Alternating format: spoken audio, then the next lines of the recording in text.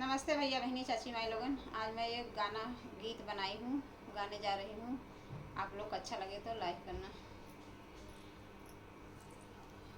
मिलिया बना सिलेंडर पिया भैंसिया लैलना, पिया भैंसिया लैलना। मिलिया बना गैसिया पिया भैंसिया लैलना, पिया भैंसिया लैलना। पाथब छतवा पर उपरिया पिया भैंसिया लैलना, पाथब छतवा पर उपरिया पिया भैंसिया लैलना, पिया भैंसिया लैलना।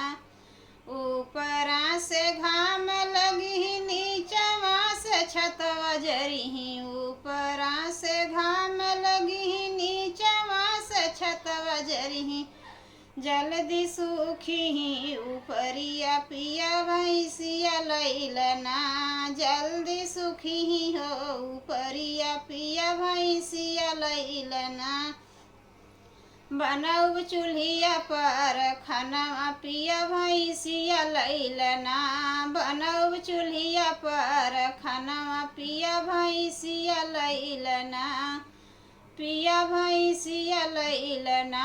डाल पुरानी अबदतिया पिया भैंसिया लैलना, डाल पुरानी अबदतिया पिया भैंसिया लैलना, पिया भैंसिया लैलना।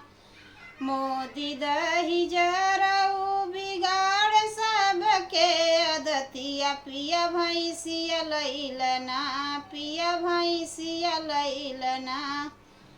पाथब छतवा पर उपरिया पिया भैंसिया लैलना, पाथब छतवा पर उपरिया पिया भैंसिया लैलना, पिया भैंसिया लैलना।